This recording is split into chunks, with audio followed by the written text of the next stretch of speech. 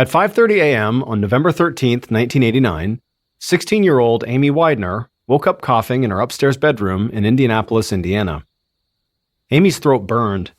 She glanced over at the clock on her bedside table and saw how early it still was. Now, normally she would have slept a bit longer before getting up and getting ready for school, but she just kept on coughing, so she knew she was not going to be able to fall back asleep. And she knew she needed to stay home sick today. Amy heard a knock on her bedroom door, and her mother, Gloria, walked inside, holding a 2-year-old little girl in her arms. Her mother said she'd heard Amy coughing, and she wanted to check on her.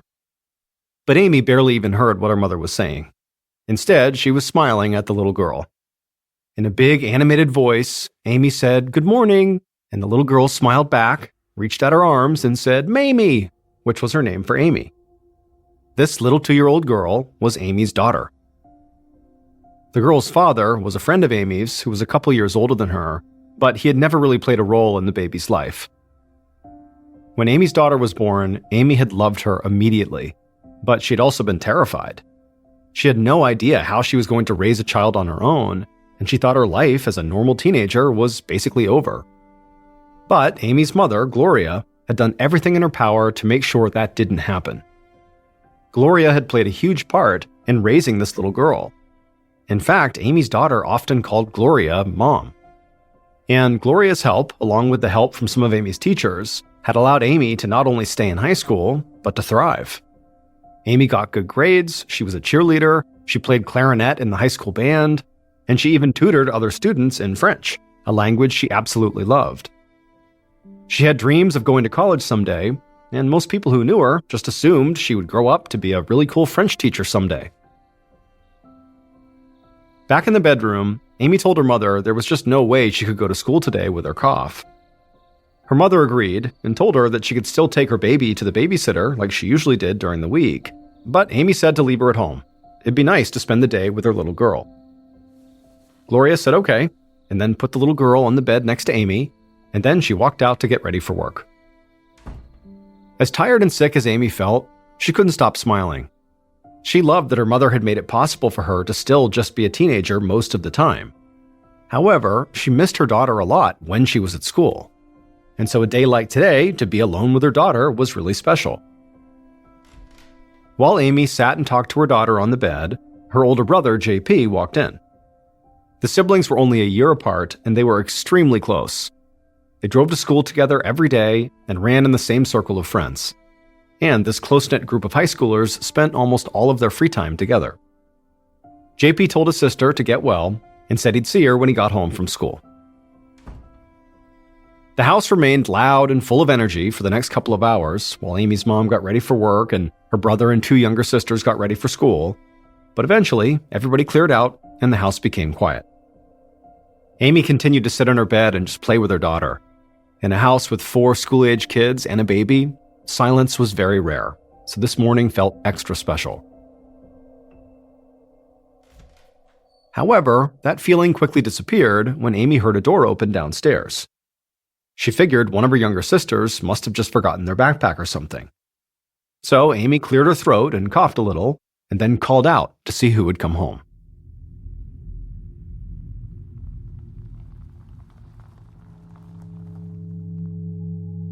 A little before noon, a few hours after Amy and the baby had been left alone, Amy's mother, Gloria, pulled her car up to the front of the house.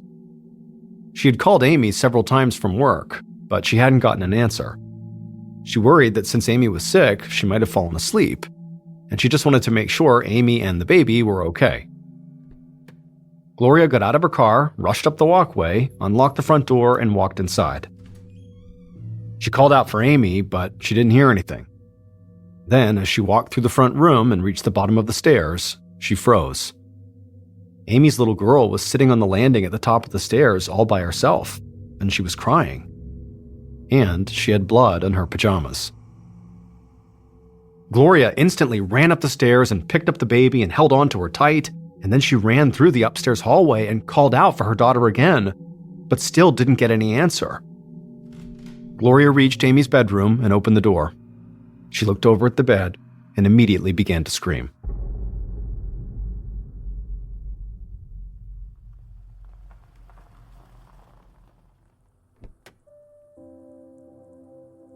That afternoon, not long after Gloria had gotten home, Detective Norman Matthews of the Indianapolis Police Department parked in front of Amy's house and stepped outside. Police had already taped off the property, and Detective Matthews saw forensics officers scouring the front yard for evidence. Matthews also saw a woman standing with several uniformed police officers. The woman was crying, but at the same time, she was gently bouncing a little girl in her arms, doing everything she could to make sure the girl wasn't scared or upset. Matthews put on gloves, ducked under the crime scene tape, and walked into the house through the front door. More forensics officers were busy searching both floors of the house, and one of them pointed Matthews upstairs. Matthews walked up the steps, went down the hall, and into Amy's bedroom. A camera flashed as a forensic photographer took pictures of the scene in the bedroom, while Matthews just stood there inside the doorway, staring at the bed. There, he saw Amy Widener's lifeless body. Her face and her red hair were bloody, she was naked, and there was blood all over the sheets and on the wall above her. Matthews stepped closer to the body, and he could see cuts and a deep gash on Amy's forehead, and there was bruising on her throat, arms, and legs. The attack on this young woman looked vicious and uncontrolled, which was horrific enough in and of itself. But when Detective Matthews had gotten the call to come to this house, he'd been informed that this attack had taken place while the victim's 2-year-old daughter was present, and that information made this crime scene much, much worse. Detective Matthews met with the forensics officer who was working in the bedroom. The officer told him that amidst the blood on the wall, they had found what looked like a pretty clear palm print. The officer said the forensics team would carve out that section of the wall to make sure the print was preserved in its entirety, in hopes they could eventually find a match in their databases.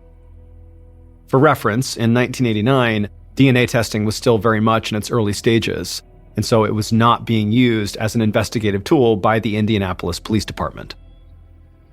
Matthews stepped out of Amy's bedroom and, along with several other police officers, started a full search of the house.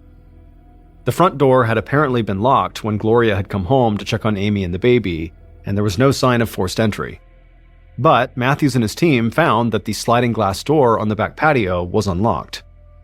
He also found that Amy's brother's bedroom looked like it had been ransacked. The dresser drawers were open, and it appeared that some pieces of stereo equipment had been pulled out of the wall and stolen. And so on the surface, this murder now looked like it could have been the result of a burglary gone wrong. Maybe someone had shown up to rob the place and heard Amy or the baby upstairs, and then just attacked and killed Amy like a target of opportunity. But as Matthews and his team combed through the rest of the house, something hit him. No other rooms looked like Amy's brother's room. There were no signs of robbery anywhere else. If this was a robbery gone wrong, Matthews figured that whoever did it must have been familiar with the house. They must have known exactly where that stereo equipment was and had come there specifically to get it. Matthews knew he did have a witness that might be able to identify the intruder, especially if the intruder was someone who had been to the house before. But there was a big problem with this, because that witness was just 2 years old. After Matthews and his team had completed their initial search of the house, he met with Amy's mother, Gloria, outside. Gloria was able to confirm that stereo equipment was missing from her son's room. She also said JP usually kept about $50 in cash in a dresser drawer, but that was gone too. Matthews told Gloria that this information was extremely helpful, but there was something more important that he needed from her. He needed her permission for police to question her granddaughter. The idea of putting her granddaughter through any more stress after what that little girl had been through that day made Gloria feel very uneasy. But her daughter had just been brutally murdered, and so she needed the killer to be found and brought to justice. So she agreed to Matthew's request. Gloria and Amy's 2-year-old daughter took a seat on the front porch, along with Detective Matthews and a police officer who specialized in working with young kids. And that officer introduced herself to Amy's little girl and then handed her some finger puppets. And then she asked the little girl to use these finger puppets to tell everybody what had happened that morning. And then that officer and the others watched and listened as the little girl used the finger puppets to act out a scene. She made it look like 2 of the puppets were fighting for a little while, and then she said later on, Mamie was laying on the bed. The little girl had said she had tried to lift Mamie up, but then said Mamie was just too heavy. When Gloria heard her granddaughter say this, she just broke down, and Matthews and the other officer tried not to show how much this affected them. The fact that this little girl had clearly seen her mother get murdered was not something they could just shake off. Eventually, the officer who specialized in working with young kids asked the little girl one more question. Did she know the person who had come into Mamie's room? But all the little girl could remember was that the person was Strong. Detective Matthews told the little girl what a great job she'd done, and then he asked Gloria if he could speak to her alone for a minute. Gloria told her granddaughter to stay with the police officer and she'd be right back. Then she followed Matthews off the porch. Matthews told her that the fact her son's room was the only room that had been robbed led him to believe that the killer was very likely another young person who her kids knew. And very likely they knew in advance that the stereo equipment and the $50 would be in JP's room. So Matthews asked Gloria to come up with a list of names of people who were closest to Amy and JP. Gloria said that Amy and her brother JP hung out with a small group of friends, but she said there was someone outside that group that Matthews should definitely talk to before anybody else: the father of Amy's child, a young man named Tony Abercrombie. And sure enough, the day after the murder, Detective Matthews brought Tony into the station for an interview. Tony was 18 years old, tall with long wavy brown hair, and he wore jeans and a t-shirt. He looked to Matthews like almost every other teenager in the area. The night before, Matthews had seen Tony giving an impromptu interview about Amy's murder on a local news show, and Matthews didn't really know what to think about that. The reporter had most likely shown up at Tony's house unannounced, and it could be difficult for a young man like Tony to tell a reporter to leave him alone, but there was also the possibility that Tony craved the attention.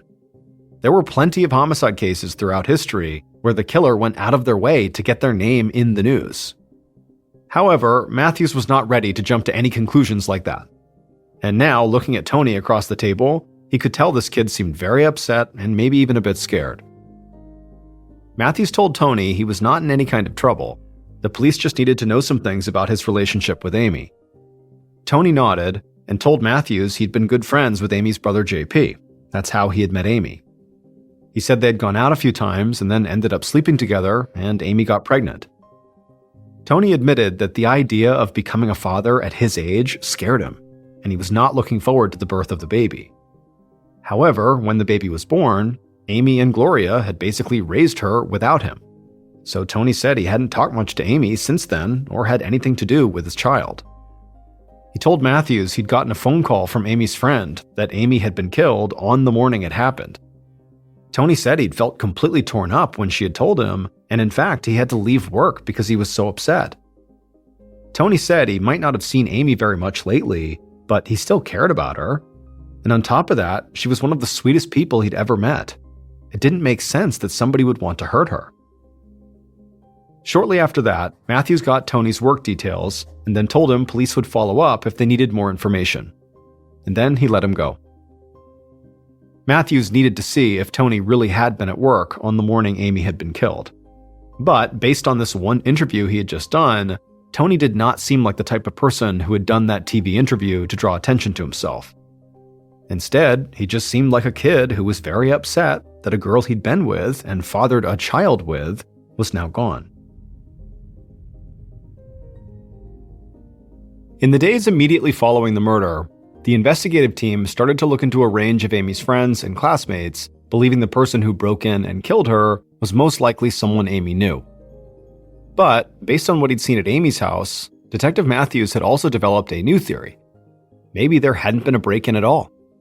Maybe Amy's brother JP had killed her and then ransacked his own room to try to throw off the police. So, Detective Matthews met with JP multiple times. And in every meeting, JP made it very clear how angry and upset he was that police would even think he could do something like this to his sister. He said he loved Amy, maybe more than anybody else in the whole world. They had been so close ever since they were little kids. But despite these multiple interviews and Detective Matthews' continued interest in JP, the detective did not find anything linking him directly to the crime. His fingerprints were all over the house, including inside of Amy's room, But that was expected. He lived there, so it really didn't mean anything. And there was nothing JP did in the aftermath of the murder that added more suspicion to him. In fact, JP just seemed devastated by the loss of his sister. And then on November 17th, so 4 days after Amy's murder, when Amy's friends and family all gathered together for her funeral, JP shared countless stories about some of the best times he'd spent with his sister. He said because they were so close in age, it was like they weren't just siblings. They were more like really good friends. At the funeral, JP, along with JP and Amy's mutual friend Rodney and some of Amy's girlfriends, did their best to try to console Amy's younger siblings and her mother Gloria. But it felt like an impossible task, because none of them could accept that this had really happened. Following the funeral, Detective Matthews and his team collected the guest book and made a note of everybody at the service who'd signed the book. Many of the guests had been Amy's classmates and her teachers. And so Matthews and his team first met with some of the high school students on the list that they had not already spoken to. But none of these interviews really led anywhere. All of them just sort of ended with the students talking about how much they were going to miss their friend. And at the same time, Matthews still didn't have any real concrete evidence, like any information on the bloody palm print that had been found in Amy's room. So one afternoon, in the week following the murder, Matthews walked down a long hallway lined with lockers at Amy's high school. School was already out, so there were only a handful of students who were still there. Matthews turned down a different hallway with classroom doors on either side and found the French classroom. He walked in and saw Amy's French teacher, Jody George, waiting for him. Matthews had heard from several people that Jody was Amy's favorite teacher, and so he told Jody this, and this immediately made Jody break down into tears. She told the detective that Amy had always been a great student, but the real reason that she and Amy had connected was actually because they both had been raising babies at the same time. Jody's child was born not too long after Amy's daughter had been born, and so Amy and the teacher shared parenting tips with each other and bonded over being new mothers. Matthew's hope was that in meeting with Jody, that perhaps she could point him towards other students who were maybe Amy's friends, but who didn't attend the funeral. Detective Matthews ended up getting a list of students that Amy had tutored in French, and he asked Jody if any of these kids might have had a problem with Amy. But Jody said no, not that she knew of. And then over the next several days, as Matthews went down this new list of students, it didn't really go anywhere. Because once again, all these students could say was just that they really liked Amy, and they couldn't believe she was gone.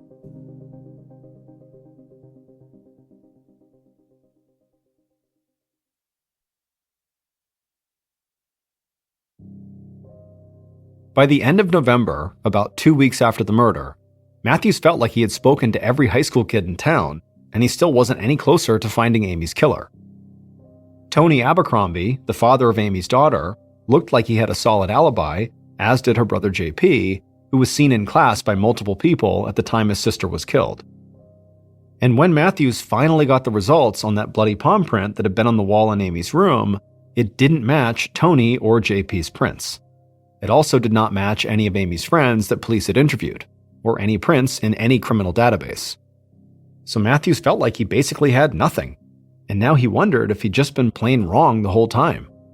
Maybe Amy didn't know her killer, and it was just some random stranger that had broken into the house and killed her. And if that was the case, it meant the suspect pool could basically include almost anyone. Matthews and his team continued to follow any potential leads, and they returned to the crime scene to see if there was anything they might have missed. But as 1990 began and several more months passed, it became clear the police had no real suspects. Amy's family still got together with Amy's friends and that French teacher Jody to share stories and keep Amy's memory alive, but most of them came to believe that her murder would never be solved. And as even more time went by with no new leads, some members of the investigative team started to feel the same way. And eventually, Detective Matthews and the rest of the investigative team had to focus on new cases. And so Amy's murder case went cold, and it would stay that way for a long, long time.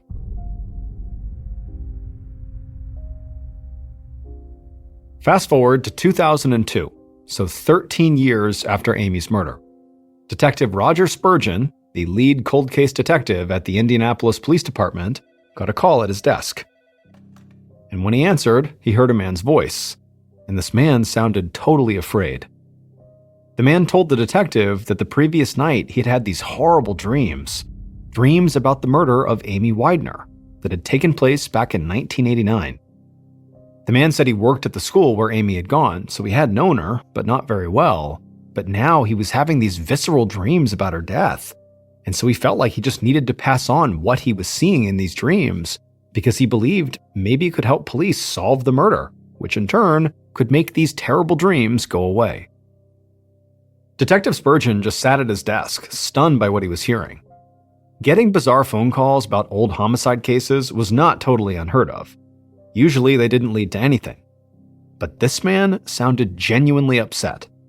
And so, operating on a hunch, Spurgeon took down notes on these dreams the caller was having. And after the call was over, Spurgeon pulled Amy's case file. The caller's supposed dreams did give a lot of details about Amy's murder. But for the most part, these details had all been covered in the press at the time of Amy's death or in the years following. Spurgeon figured this caller was not the most dependable source, but he couldn't just let this go. After all, this man could have details about the murder not because he was dreaming it, but because he was involved. And so the detective dug into this man's background, and he discovered that he did in fact work at Amy's high school, like he had said. So Spurgeon went to the school and met with several teachers and administrators who knew the caller, and many of them had actually worked at the school when Amy was killed as well. Now, during these initial few conversations, nothing really stood out to Spurgeon, but then the school's guidance counselor told Spurgeon something that was really strange. They told him that they knew who the man was who claimed to have these dreams about Amy, and they said this man could not have killed her, because on the morning of Amy's murder, that man, the caller, had been working at the school. And the guidance counselor said on the day of the murder, this person, this man, kind of out of nowhere, had this violent episode where he just started screaming and kicking things. In fact, his episode had gotten so bad that eventually the counselor had to help the man out of the school and drive him home. This was definitely a new one for Detective Spurgeon. He'd gotten some strange calls before, but this man's dreams and now his episode on the morning of the murder were something else. Spurgeon followed up with the man who had called him about his dreams, and he even re-interviewed several people who'd been connected to the initial murder case. But just like during the initial investigation, nothing came out of these interviews. After several months of looking into the case again, the detective had nothing new. And so Amy's killer remained unknown and free. And soon her case went cold again. And it would stay that way for almost another decade.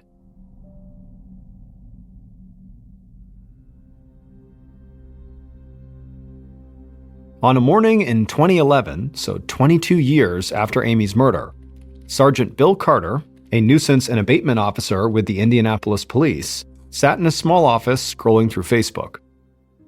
A nuisance and abatement officer is a cop who works directly with the fire inspector to check on venues like restaurants and clubs that might be breaking fire code. And so Sergeant Carter spent a lot of his time looking at Facebook to see if any events or big parties were being talked about that would potentially violate fire code laws. Just then, Carter heard a knock on his door. He said to come on in, and he looked up to see a homicide detective standing there. This was definitely weird, because Carter had very little interaction with the homicide department. The homicide detective said he was heading up cold cases now, and recently he'd found a Facebook page dedicated to the victim of one of the coldest cases they had, the Amy Widener murder from 1989. Carter said he knew about the case. It had been in the news off and on over the years since it happened, and he'd also grown up in the same part of town as Amy. But none of this explained why a homicide detective would be coming to see him about this case. The homicide detective said he wanted to print off everything from this Facebook page dedicated to Amy to add it to the case files, and to cross-check some of the people on the page with people mentioned in the original investigation. The problem was that he and the other homicide detectives didn't know how to print things off of Facebook, so he was hoping Carter could help them. Carter stifled a laugh and said he'd take care of it. The homicide detective walked off, and then Carter quickly found the Facebook page called Remembering Amy Widener. Even though Carter was familiar with the case, seeing photos of Amy as a happy teenager really hit him. And as he read through the comments on the page, He saw how many people were still deeply affected by this murder. It just seemed so wrong that her friends and family had gone this long without any kind of closure. And so Carter printed out everything from the Facebook page for the homicide detective, but before he did, he sort of read through it all. And as he did, he started to feel like he really needed to do something to help. Over the next several weeks, in his free time, Sergeant Carter started to look through the old case files for Amy's murder. Now, normally, homicide detectives would not have wanted an officer from another department anywhere near their files, especially an officer who only dealt with fire codes. But Amy's case had remained unsolved for so long that they figured whatever Carter was doing couldn't hurt. Sergeant Carter regularly checked the Facebook page dedicated to Amy, made notes on the pages he'd printed, and tried to see if he could connect anything to something in the original case files. He even reached out to several of Amy's friends and family members who'd been interviewed in the past to see if they had any new information to offer. For months, Carter's efforts weren't much different from the detectives who'd worked the case in the past. No new leads, no new evidence. Carter stuck with it, continuing to work Amy's case whenever he had the time. And on a day in June of 2012, now closing in on 23 years after Amy's murder, Sergeant Carter caught something in the case files that seemed to have gone overlooked for decades. At first, Carter thought he had to be wrong. Maybe he'd been spending so much time with the case looking at countless pieces of paper and file folders that he'd just gotten confused, or he was delirious or something. But when he looked at what he'd found in the case file again, and checked it with the Facebook page and the notes he'd taken from the interviews he'd conducted, he was sure he had found something huge, something that apparently no other investigator had noticed. Sergeant Carter looked through the files one more time, found a phone number, grabbed his cell phone, and made a call. And he told the person who answered that he needed to speak to them as soon as possible about Amy's murder.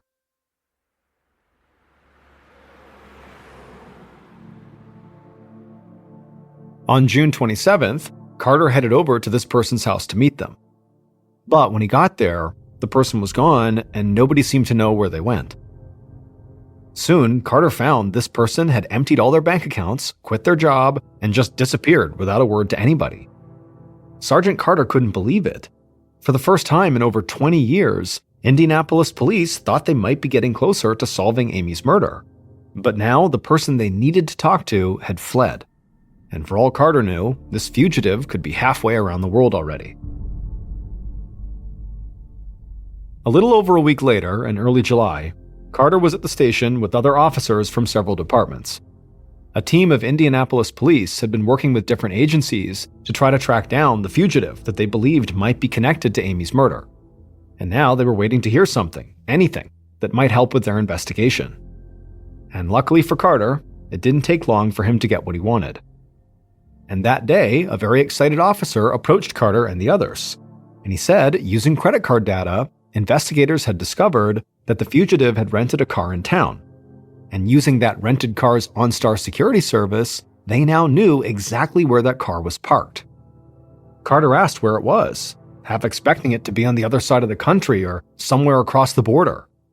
But the officer said that was not the case at all. The rental car was at a house right here in Indianapolis.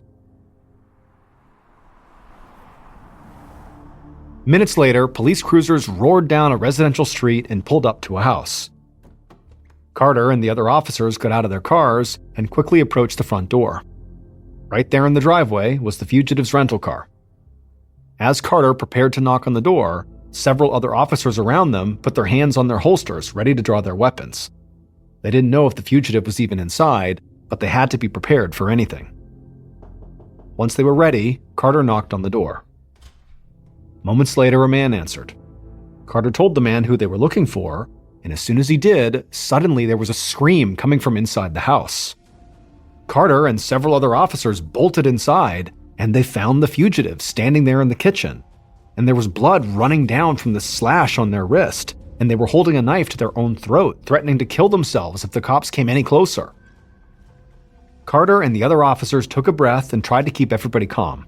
Several officers talked to the fugitive, urging them to put the knife down and to get medical help. And slowly, the tension in the room eased a bit, and the fugitive did drop the knife. At that point, officers rushed the fugitive, trying to stop the bleeding from their wrist, while making sure the fugitive couldn't hurt themselves or any of the officers or try to make a run for it. An ambulance soon arrived and paramedics sped the fugitive to the hospital, with police following closely behind. And luckily, the fugitive got medical help just in time. And later that day, after Carter and other investigators got to meet with the fugitive in the hospital, they finally figured out, after more than 20 years, who had killed Amy Widener.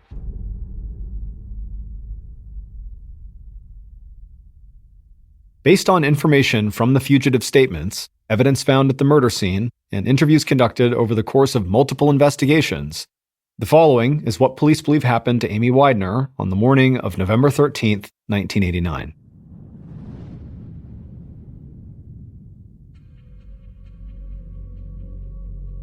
On that day, just after 7:30 a.m., the killer walked through the first floor of Amy's house. They moved slowly, and in their hand they gripped a metal pipe. The killer stopped at the bottom of the stairs and listened. They thought they heard someone coughing and maybe some laughter coming from the second floor. The killer walked up the stairs as slowly and quietly as they could, and then crept down a hallway towards Amy's bedroom where they heard the noises. Once they reached the door, they threw it open and they saw Amy sitting up in bed with her little girl. Amy screamed and put her baby down on the floor, then she climbed out of bed and leapt at the killer. Amy threw her fists at the killer and fought back as hard as she could as the little girl ran out of the bedroom. The killer wrapped their arms around Amy and shoved her back onto the bed. Amy kept fighting, but the killer raised the metal pipe and struck Amy on the arms and chest, stunning her. And the killer took off Amy's clothes and sexually assaulted her. But through it all, Amy continued to fight back, constantly slashing at the killer until the killer was bloodied. But at some point, the killer managed to steady themselves against the wall. They raised their metal pipe again, and they slammed it directly into Amy's forehead. At that point, Amy stopped moving. The strike in her head had killed her. But the killer wanted to be sure she really was dead. So after that, they wrapped their hands around Amy's throat, and they strangled her until they knew she had stopped breathing. Then the killer got up and ran out of the room and down the hall, right past Amy's young daughter. Once the killer was back downstairs, they went into JP's room, threw open the dresser drawers, and grabbed the $50 out of one of them. After pocketing the money, they picked up some stereo equipment and then ran out of the house through the sliding door that led onto the back porch. As the killer ran away, they just hoped nobody had seen them and that maybe they would get away with the horrific act they had just committed against their best friend's sister.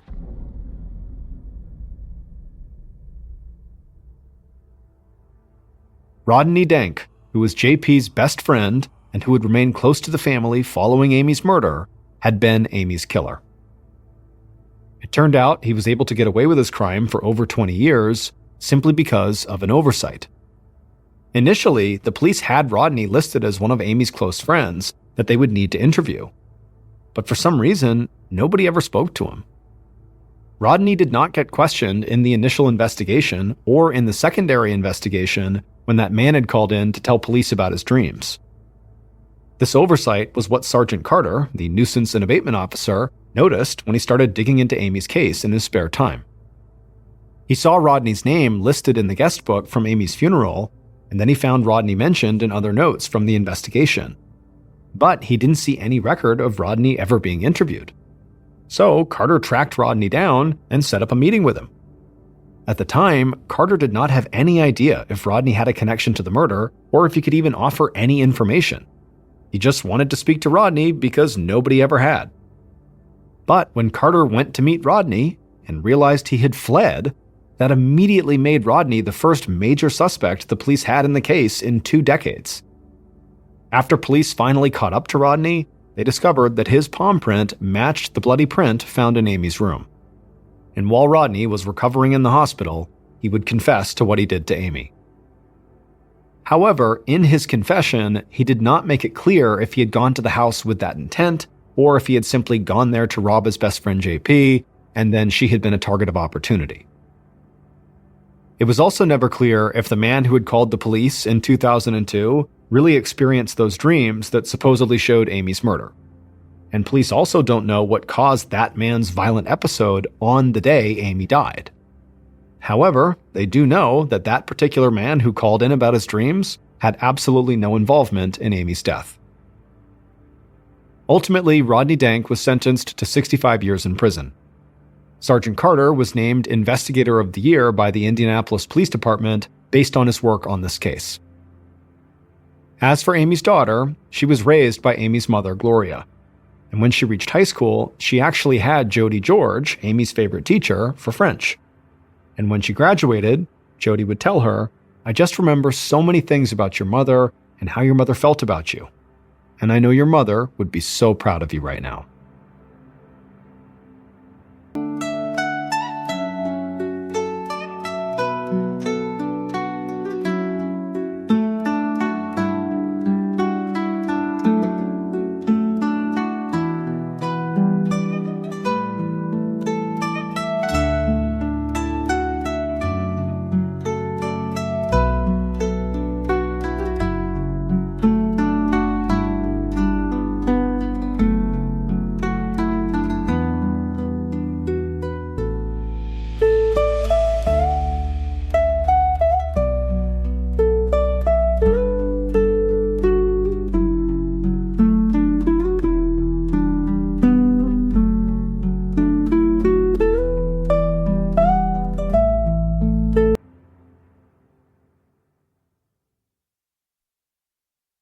A quick note about our stories: they are all based on true events, but we sometimes use pseudonyms to protect the people involved, and some details are fictionalized for dramatic purposes.